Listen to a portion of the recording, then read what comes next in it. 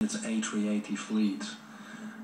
But operations will be recovered and significant disruptions to passengers should cease within the next 24 hours. Oil leaks have been discovered in the turbine area of 3 engines. We have removed these engines from the aircraft for further testing, and we are now planning that the A380 fleet will remain out of service for at least the next 72 hours. The focus of our investigation has narrowed to the possibility of an oil leakage in the relevant turbine area. However, investigations on other areas of the engine are continuing in order to rule out other potential issues.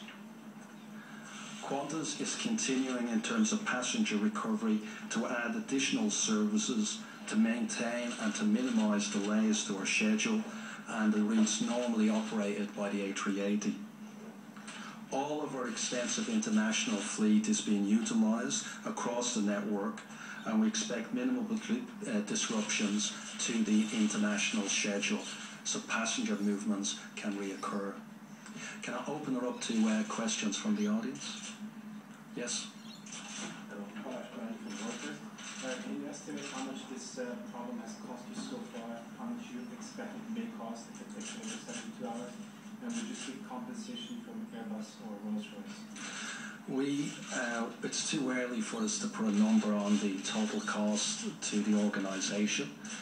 We will do that once we have the aircraft back into service, and we can estimate the implications and the costs of having the aircraft out for that length of period, and also the impact on demand that this situation has caused. But this is too early today to do that. And in terms of legal action or recovery from Airbus and Rolls-Royce, our focus is still on making sure we work with Airbus and Rolls-Royce to get the aircraft back into operations, and any discussion about compensation will take place after that event, and we won't be doing it beforehand. Can you talk about the potential of the oil leaks? What exactly have you discovered, and on how many engines, on how many planes? We've discovered on 3 engines, on 3 different aircraft, oil leaks in the turbine area of the aircraft. That for us it shouldn't be occurring. It's not in the normal spec or design of the aircraft, and as a consequence it's now narrowing our focus on that issue. Those engines have been removed from the aircraft in question, and Rolls-Royce are using those engines to test and look for could this be the real cause of the QF32 incident last week. So the oil leaks quite significant? And the oil leaks were beyond normal tolerances, so Rolls-Royce and our engineers have looked at what we regarded as an acceptable level, and they've passed that threshold, so this is an area for us to look at. I should say again, all of these engines are new engines on a new aircraft type. The engines are not performing to the parameters that you would expect with this.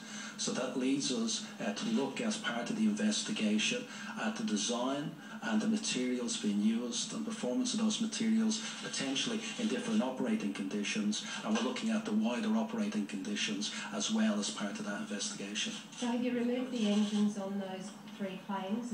We have removed the engines. And replaced them? We will be replacing them with new engines. One of them in Sydney has a new engine already been put onto the aircraft, and we'll be doing that with the LA aircraft as well. Yes. From Australian Business Traveller.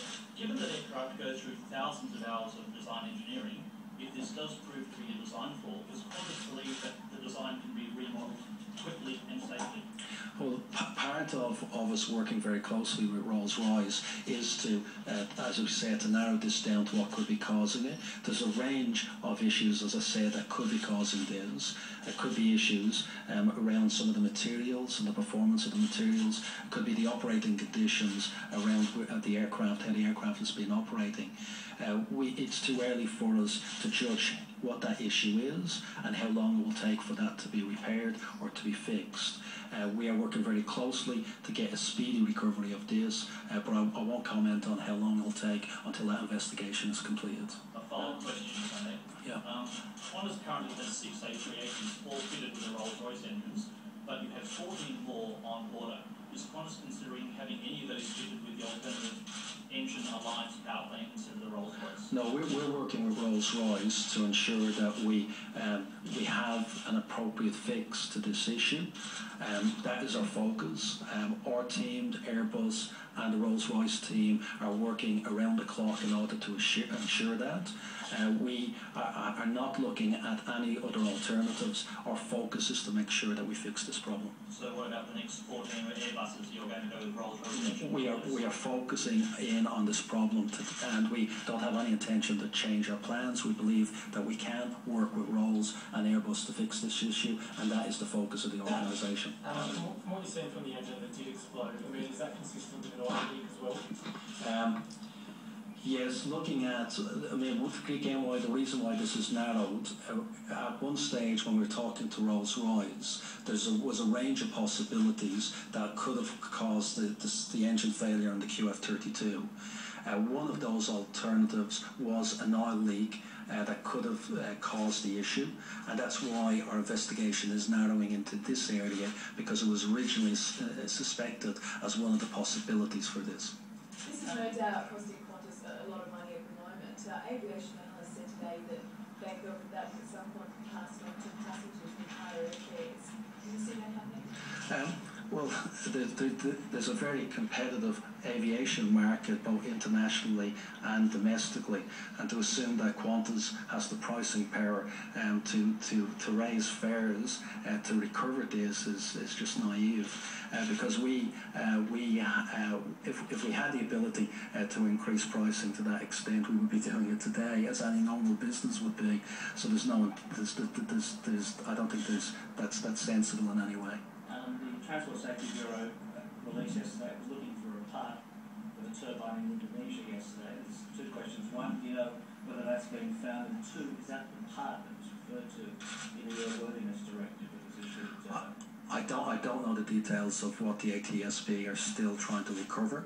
I know that they've recovered, as part of the process from Indonesia, a huge amount of material. I'm not sure exactly what's missing, but I think we're getting enough material that's coming through in terms of the investigation to start drawing to a conclusion.